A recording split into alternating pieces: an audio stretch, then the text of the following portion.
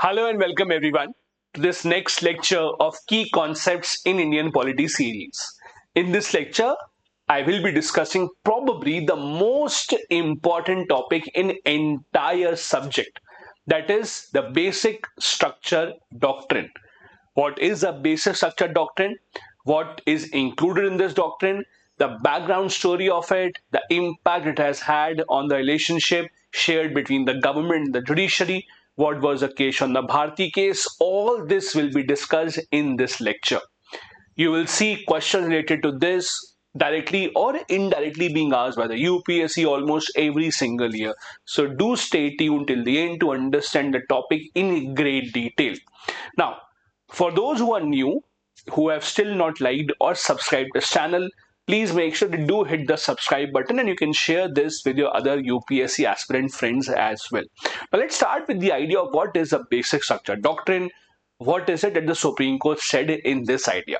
The simple purpose of the basic structure doctrine given by the Supreme Court was, can the parliament amend anything in the constitution, or are there certain limitations on the amending powers of the parliament?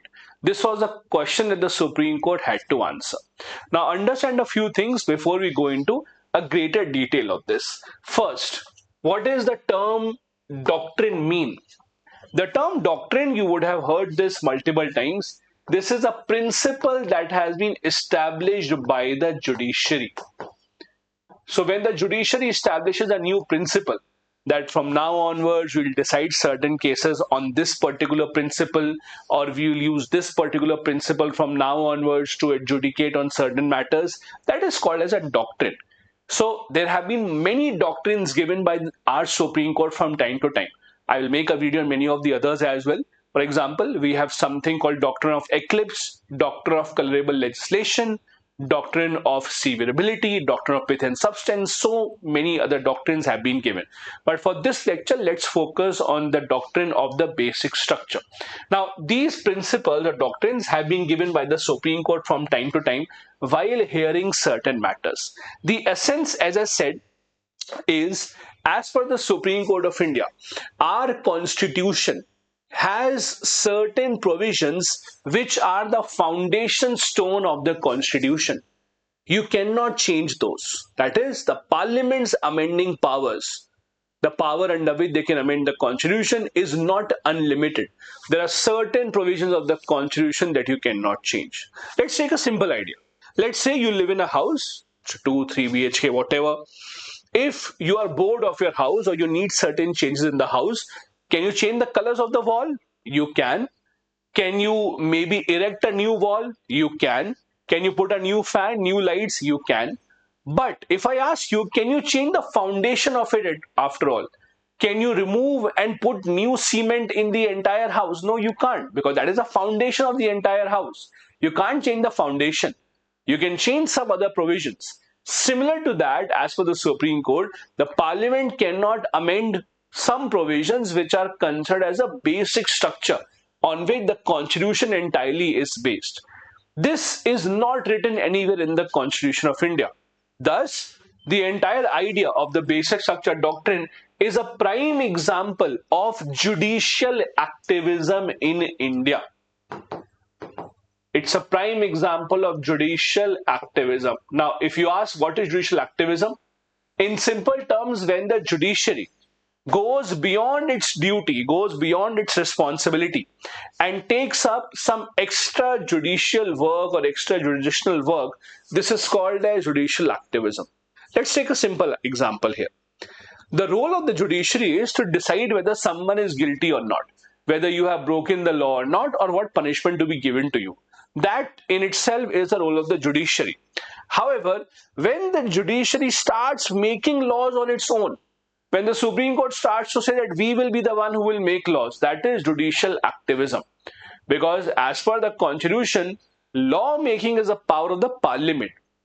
But when the Supreme Court says we will make the laws, that is judicial activism. Take a simple example.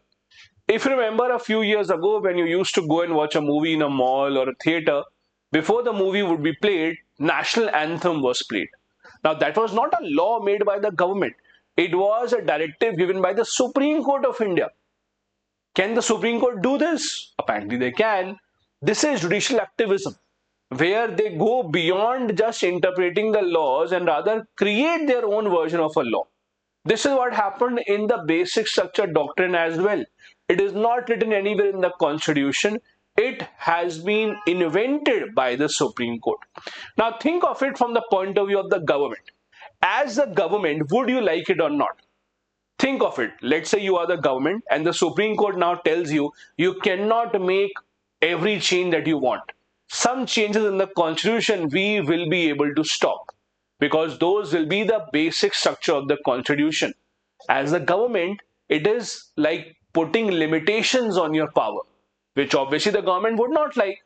So it's no surprise that the government or the political class does not like this role of the Supreme Court, where the Supreme Court goes beyond its duty and starts making new principles, new doctrine, because they think it is good for them.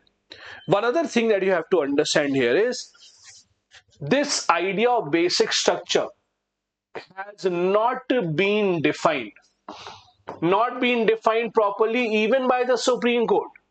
Meaning, as of today, what is included in the basic structure, what is not included in the basic structure, only the Supreme Court can decide that.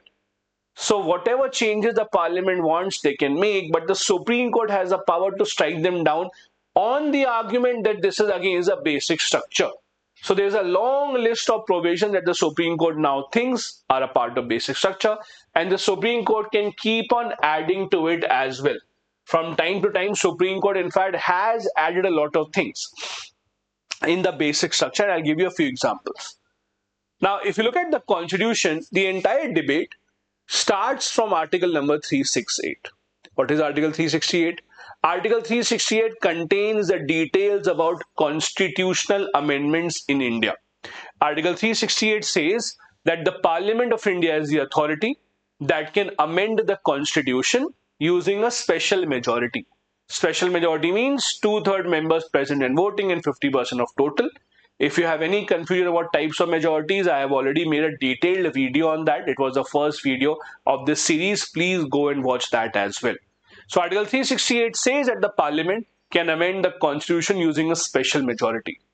Interestingly, this article does not put any limitations. It does not say that the Parliament cannot make certain changes. There are no limitations in the Constitution about the powers of the Parliament to amend the Constitution. This is the point given by the politicians. In fact, our ex-Vice President, Jagdeep Dhankar, when he was a Vice President, he consistently used to criticize the judiciary. And he used to say that the judiciary is the one that is trying to overstep and trying to take away the powers of the Parliament. And he used to give this argument that the Constitution does not put any limit on the powers of the Parliament. It is the Supreme Court that has put those limits. Whether is that right or wrong, that's a matter of debate.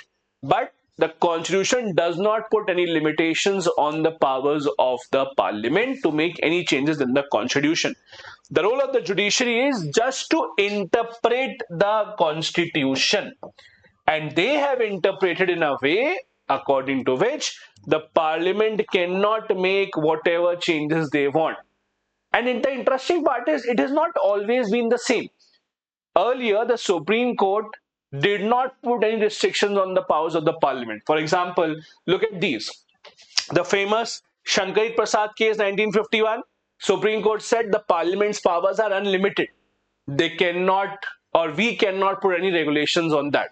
Same thing was repeated in the Sajjan Singh case 1965, where again the Supreme Court said that the powers of the Parliament to amend the Constitution are unlimited. We do not see any reason to stop the amendments.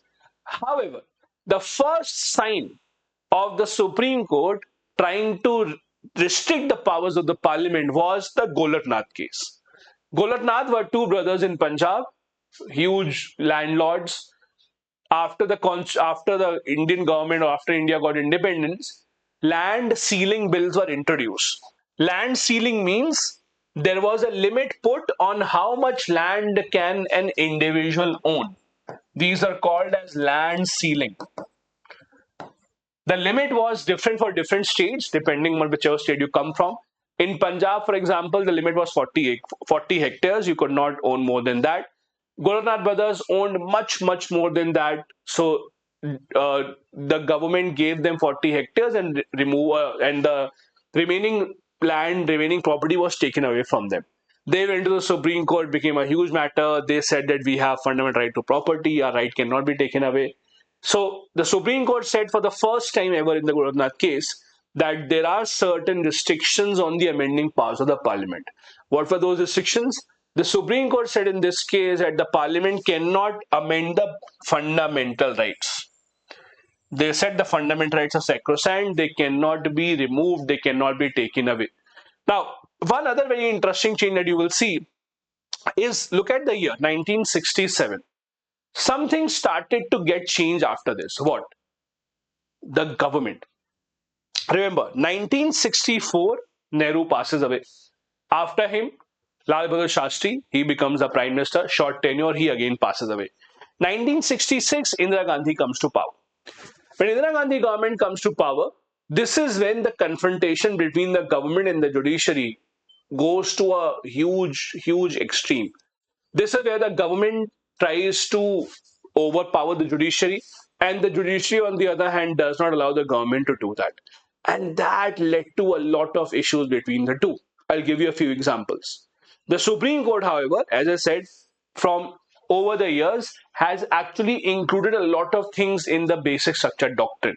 Means none of these things can be taken away from the constitution.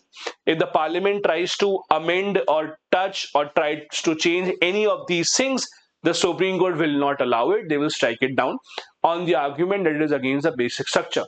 Like if the government tries to take away the federal structure, the parliamentary system, secular structure of India, the power of judicial review. For example, by the way, the Indira Gandhi government had introduced a constitutional amendment to take away the judicial review powers of the High Court. They said that the High Court should not be allowed to review any of the laws, but it was struck down by the Supreme Court saying that judicial review is a part of basic structure and you cannot take away this power from the High Court as well. There have been multiple cases after the Kesavananda Bharati case as well, where the Supreme Court has upheld this. The Supreme Court after 1973, in all these cases that you see on the screen, said that the basic structure doctrine has to be respected. Now, we have talked all about this, but I did not tell you about that particular case which resulted in the basic structure doctrine. You all might have heard this name. This is the very famous Kesavananda Bharati case. Now, what exactly was this case all about? What happened here? Let's try and understand. The Kesavananda Bharati case of 1973 has been the most important case in India's legal history. Many people say that this is the case that changed Indian politics forever. Now, what was this case all about? However, to understand this, you have to see what happened before the case as well. Thus, this case is not important. Look at what was happening before this. So, in 1967, we had the Golaknath case. In 1969, we had something called bank nationalization. And in 1970, there was a Privy Purse case. Please understand all these. This is important to understand the story here. 1967, the Golaknath case. As I told you, government took away the property of Golaknath brothers. They went to Supreme Court. Supreme Court decided against the government. So government lost the case. So government 0, Supreme Court 1. 1969, bank nationalization. In 1969, there were 20 private banks in India. The government nationalized 14 of them. Nationalized means the government took over, the government became the owner of 14 banks. The government gave the argument that these banks are not giving loan to farmers, to poor laborers. We want to give a push to agriculture. So we will take over the banks and now we will give the loan. This is when the government overnight decided to nationalize 14 banks. They were obviously unhappy. They went to the Supreme Court. It is also called as the R.C. Cooper case. They went to the Supreme Court. Supreme Court again decided against the government. Supreme Court said that you cannot nationalize the banks like this. Then 1970, the government of India removed or abolished privy purses. What was privy purse? When India became independent, there were many small kingdoms, princely states in India. They were promised by Sardar Vallabhbhai Patel that if you become a part of India, I promise you that all of you will be given a sum of money, and that will be for an unlimited duration. It will never be stopped. We will write this in the constitution. So Constitution of India allowed certain allowance or privy purse to be given to the rulers that decided to be a part of India. Despite the promise, the Indira Gandhi government removed privy purses. They said we will not be giving this to you. So again, a case against the government. All these cases were lost by the government. But what did the government do? In all these cases, government introduced new laws in the parliament to overturn all these cases. The Golaknath brothers, their property again was taken away. Privy purse again was stopped. Banks were nationalized. So in all these cases, Supreme Court judgments were being overturned by introducing new laws in the parliament. This is what led to a showdown between the government and the Supreme Court. Imagine, the Supreme Court is getting angry that whatever we decide, you overturn that by introducing a new law. Government, on the other hand, is thinking that we will win in the end no matter what.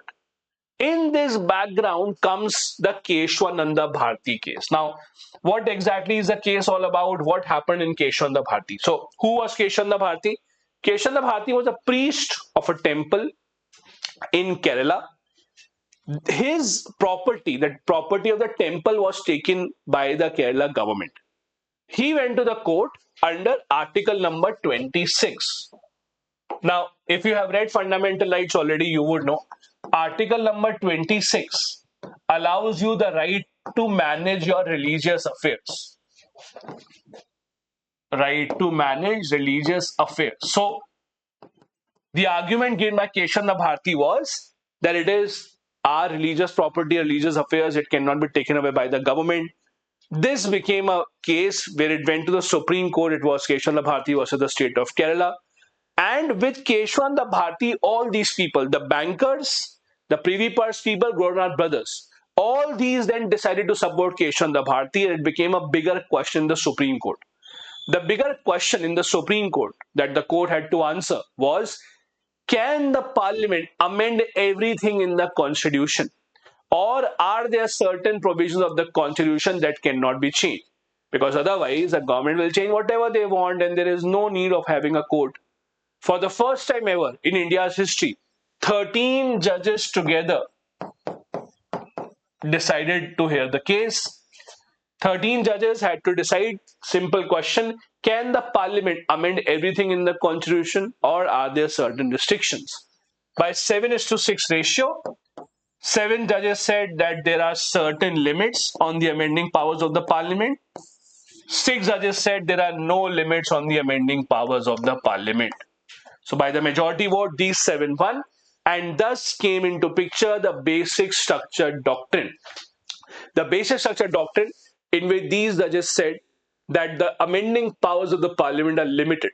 That is, the basic structure of the constitution cannot be amended. And what is a basic structure? We will decide from time to time what is a basic structure. We have the power to strike it down. That was a day that the judiciary became extremely powerful. And since then, a lot of government laws have been struck down on this argument. The NJAC, for example, National Judicial Appointment Commission in 2015, when the government tried to change the collegium system of appointment of judges in the Supreme Court and High Court, the Supreme Court struck it down, saying that we cannot have law minister as a part of the team who will appoint the judges. Now, many people, especially from the side of the government, criticize this doctrine. They criticize it by saying that the Supreme Court took all the powers in its own hands, which is correct. They acquired all the powers that we will decide what is a basic structure. There is no definition. From time to time, judges can add to that list. Various judges have added their own interpretation in the basic structure, and the list has just expanded from time to time. On the other hand, those who support the basic structure doctrine, their argument is that this allows the court to stop the government from misusing their power. This allows the government, or this allows the court rather, to protect the minority, to protect the tyranny of the majority. I'll give you one very interesting example. Do you know the government, Indira Gandhi government, had introduced two very interesting constitutional amendments. I'll give you examples. So the government, Indira Gandhi government that is, had introduced a 39th amendment and 41st amendment.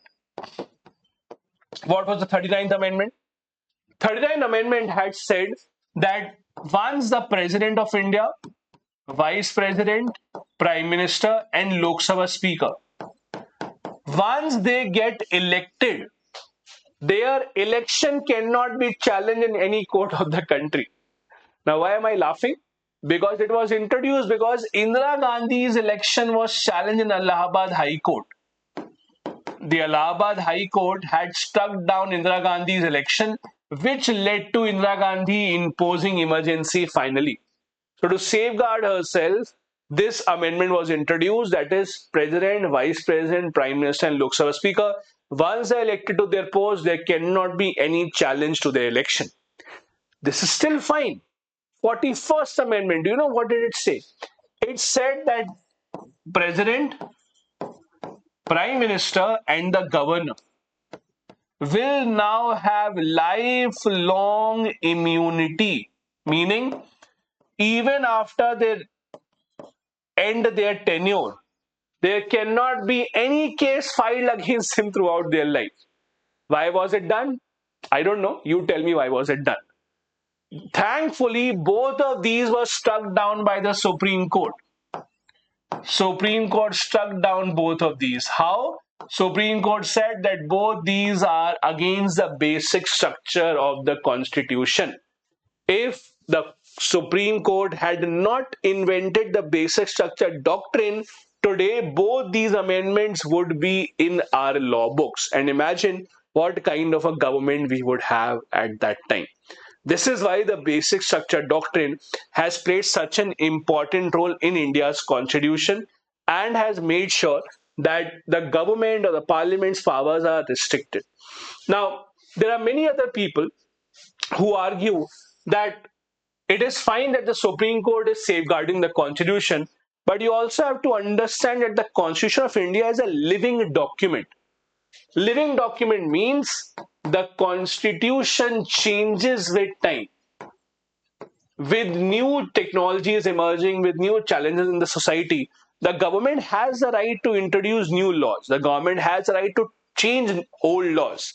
And if the Supreme Court keeps on stopping the government, keeps on stopping the parliament, then what is the point of our democracy? By definition, in a democracy, the elected representative will always have more power above the appointed authority. The basic structure doctrine goes against that. But whatever arguments you have, the reality is that it still exists. It still is the most important principle that the Indian judiciary has given to us. I have a very interesting homework for you. If you have watched this video till now, tell me in the comment section from which country did Indian Supreme Court take the idea of the basic structure doctrine. The answer may surprise you. You can search for it as well. Again, the question is, from which country's Supreme Court did our Supreme Court get inspired to take the idea of the basic structure doctrine? This is it for today's lecture. I hope you understood it in detail.